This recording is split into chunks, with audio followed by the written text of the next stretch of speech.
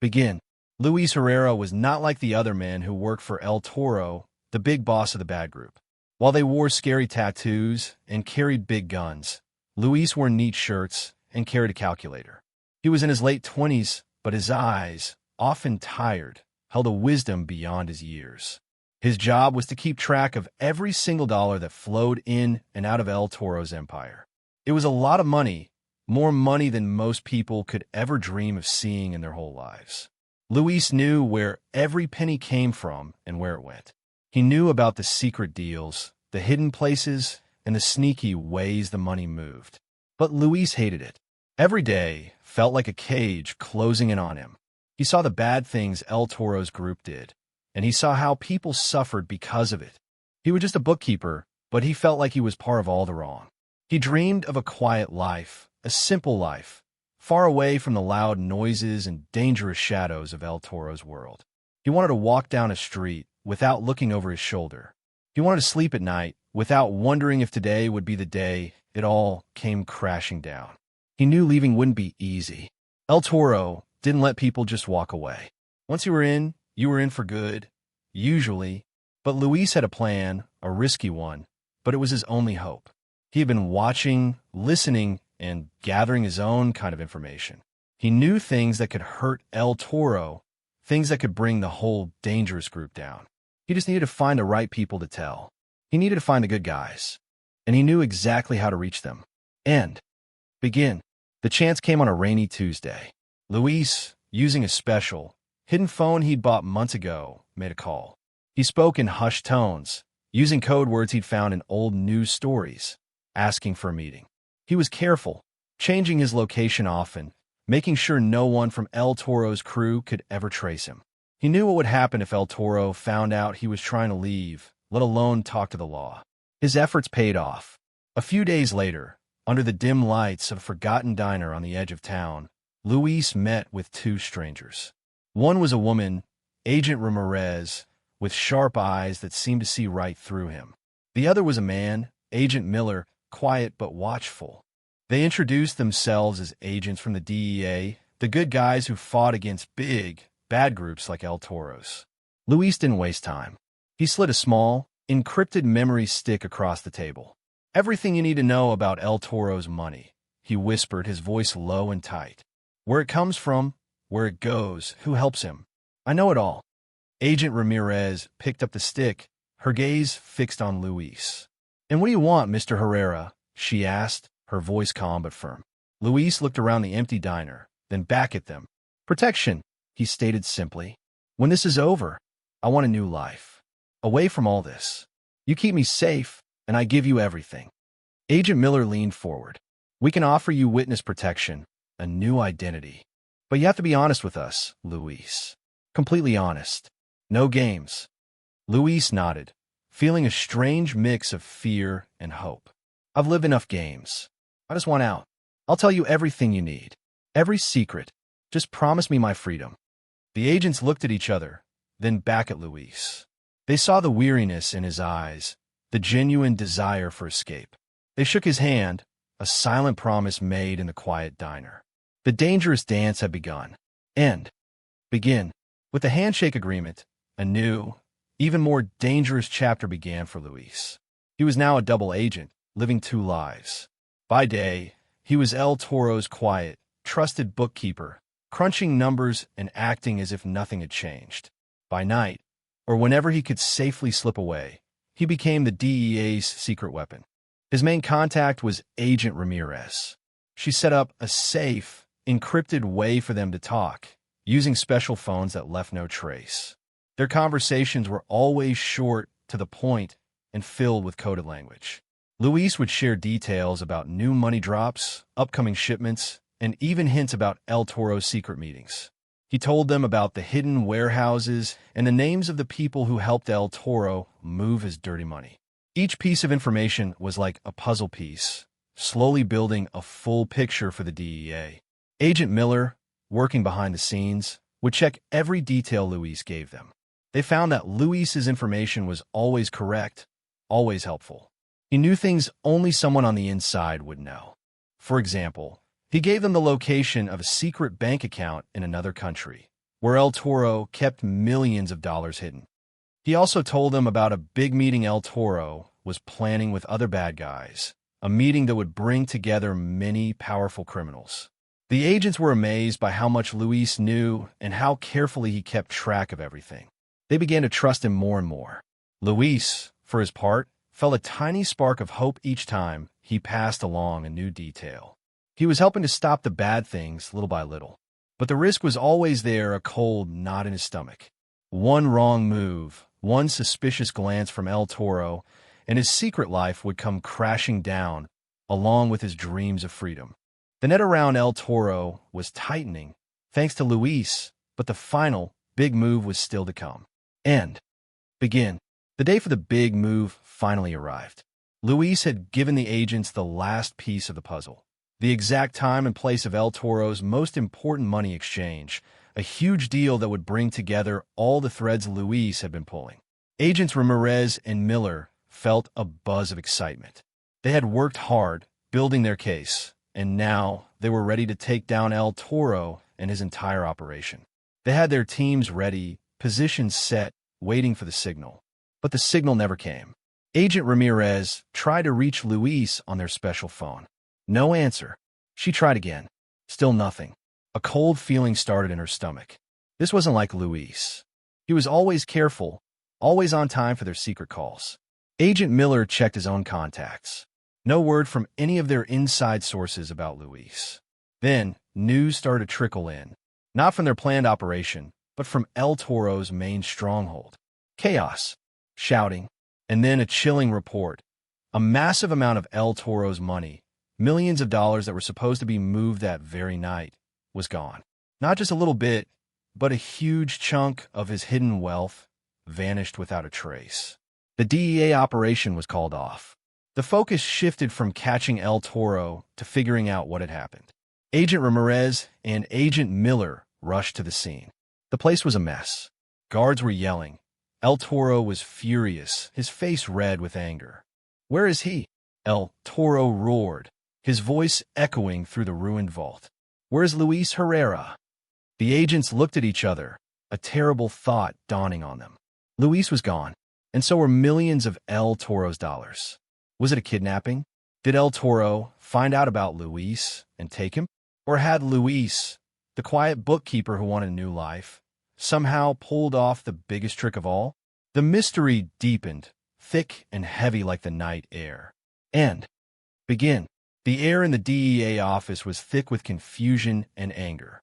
Agents Ramirez and Miller stood before a large map of the city, covered in red lines marking El Toro's known locations, and blue lines for their own planned movements. Now, everything felt like a tangled mess. "He just vanished," Agent Miller stated, slamming his fist lightly on the table. And so did El Toro's personal vault. Million. How could he have done it? Or was it them? Agent Ramirez paced. 3 choices, Miller. 1. El Toro found him out. They grabbed him, maybe killed him, and the money was just a coincidence or a staged event to cover up his disappearance. She shook her head, but El Toro looked genuinely furious. And Luis was too smart to get caught like that. Option 2. Miller offered. He flipped back. Maybe El Toro offered him a better deal, more money, a higher position. He played us, gave us just enough to make us trust him, then pulled the rug out from under us. Ramirez considered it. It's possible. He was always careful, maybe too careful, but he seemed so desperate to escape that life. He spoke about wanting freedom, not more power within the cartel. Which leaves option 3, Miller said, his voice grim. He played everyone. He used us to get intel on El Toro's movements, to learn the best time to strike his money. He used El Toro's trust to get close to the vault. He was running his own game all along. This idea hit them hardest. The thought that Luis, the quiet, tired bookkeeper they had come to trust, had been manipulating them from the start, was a bitter pill. But the evidence was staring them in the face. Luis was gone, and so was an enormous sum of money. The DEA's carefully planned takedown had turned into a desperate search for answers. Was Luis a victim, a traitor, or a mastermind? They had to find out, and fast, before the trail grew cold. The mystery of Luis Herrera had just begun. Begin. With the big operation scrapped, agents Ramirez and Miller turned their focus to a single, nagging question. Where was Luis? And where was El Toro's money? They knew they had to be careful. El Toro was also looking for Luis, and the DEA didn't want to tip their hand too much. Their first step was to retrace Luis's last known movements. They visited the small apartment Luis had rented, a place he only used for sleeping and never for business. It was neat, almost sterile, with no personal touches. It gave them no clues. They checked his regular spots, the quiet coffee shop where he sometimes grabbed a quick breakfast, the small park bench where he sometimes ate lunch. Nothing. Next, they dug into Luis's past. They learned he grew up in a small, poor town, his family struggling. He was smart, always good with numbers, and somehow got drawn into El Toro's orbit. There were no records of him having secret bank accounts or leading a flashy life before joining El Toro. Everything pointed to him being just what he seemed, a quiet, unassuming man. They talked to people who knew him from El Toro's group, low-level guys who barely looked them in the eye. They only repeated El Toro's story. Luis was a thief, a betrayer, and he had vanished with the money. But no one had seen him leave. No one saw him take the money. It was just gone, and so was Luis. Ramirez and Miller also looked at the crime scene at El Toro's vault. The security cameras had been expertly disabled right before the money disappeared. Not cut, not broken, but turned off cleanly. This suggested someone who knew the system well. Luis, as El Toro's bookkeeper, would have known all the ins and outs of the security. The more they looked, the more the picture blurred. Each piece of information could fit any of their three theories. Was it a kidnapping that looked like a theft? A betrayal so deep it fooled both the cartel and the DEA? Or a brilliant, daring escape planned by a man desperate for freedom? The hunt for Luis Herrera was on, and it was quickly becoming the strangest case of their careers. Begin. The investigation led agents Ramirez and Miller down a winding path, each turn offering a different glimpse of the truth. They found a small, hidden message carved into the back of a drawer in Luis's apartment. Just a series of numbers and letters, almost invisible. Agent Miller worked on it for hours, finally decoding it. It was a cry for help, a coded plea. Taken. South. Lake. This made them lean towards the kidnapping theory. It seemed like a desperate last message from someone in trouble. They immediately started checking for any signs of struggle near Luis's last known location. They found a faint tire mark on a secluded road not far from his apartment, a mark that didn't match any known vehicles in El Toro's fleet. This could mean an outside group took Luis, or that he was indeed kidnapped. However, as they dug deeper, new information surfaced that cast doubt on the kidnapping idea. A surveillance camera from a gas station, a few towns away, showed a figure matching Luis's description. The figure wasn't being forced. He was calmly filling up a large, unmarked van. The van then headed south, in the direction of a known, hidden airstrip used for private planes. This image made Agent Ramirez's stomach clench. It didn't look like a scared victim. It looked like someone in control, someone making a getaway. Adding to their confusion, they received an anonymous tip about a small, isolated cabin near a lake in the very same southern region Luis's message pointed to. The tip suggested Luis was seen there, not as a captive, but as someone setting up a quiet, new life. The DEA sent a small, quick team to check it out. The cabin was empty, but inside, they found traces of recent activity, a half-eaten meal, a freshly laundered shirt. No signs of struggle. No signs of struggle to get out. The conflicting clues spun in their minds. Was the taken message a brilliant decoy, planted by Luis to throw them off? Was he pretending to be kidnapped while secretly running away with the money? Or was there a deeper, more complicated plot at play? The agents knew one thing for sure. Luis Herrera was far more clever than they had ever imagined. Begin. The contradictory clues about Luis sent agents Ramirez and Miller into a deeper dive, chasing every whisper and shadow. They pulled up old files on similar cases, looking for patterns, for anything that might explain Luis's complex disappearance. They revisited the El Toro organization, pushing harder on the lower-level members, hoping to crack their silence. Some showed fear, others anger, but none offered solid leads. El Toro himself remained a wild card, openly searching for Luis, seemingly as baffled and enraged as they were by the missing money. Ramirez found herself questioning everything Luis had told them. Was the information he gave them real, or just a clever distraction?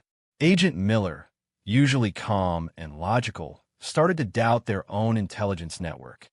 Could someone within their own department have been feeding Luis information, or even helping him? The thought was chilling. They began to look at their colleagues with new, suspicious eyes, wondering who might benefit from such a massive disruption. They got another anonymous tip, this time claiming Luis was seen boarding a private jet in a faraway country, a country known for hiding stolen wealth. But when they checked, the flight records were either faked or led to a dead end. Then, a few days later, a cryptic message appeared on a dark web forum, supposedly from Luis himself. It was just a string of numbers, but Ramirez recognized the unique way Luis encrypted his messages. The message translated to, "Still here. Still trapped. Don't trust." "Trapped where?" Miller asked, tracing the words on the screen. "And who shouldn't we trust? El Toro? Or someone else?" The game had become far more complicated than a simple pursuit. Luis, whether a victim or a villain, was playing chess, and the DEA felt like pawns. Every lead seemed designed to mislead. Every piece of information contradicted another. They were trapped in a maze of lies, with Luis Herrera at its center, pulling strings they couldn't see. The only thing they knew for sure was that the truth was buried deep, and it would take more than just logic to find it. They needed to think like Luis if they ever hoped to catch him. And begin. The cryptic message from Luis, "Still here. Still trapped. Don't trust," nodded Agent Ramirez. She kept replaying their first meeting, Luis's tired eyes, his desperate plea for freedom. Was it all an act? A memory sparked. A tiny, almost invisible scar on Luis's left wrist, a faded line that looked like an old burn. She'd seen it when he slid the memory stick across the table. It was the same kind of marks some special government agents got during intense training. Ramirez went digging through old, classified files, cross-referencing names and dates with the kind of training that left such a mark. Her heart began to pound. She found a name, Luis Hernandez, a young, promising intelligence analyst who had gone deep undercover years ago, tasked with infiltrating a major criminal organization. He had been presumed dead after his handlers lost contact. But the description, the skills, the age, it all matched. Luis Herrera was not just a bookkeeper. He was a ghost, a highly trained government agent. She showed her findings to Agent Miller. His eyes widened as he put the pieces together.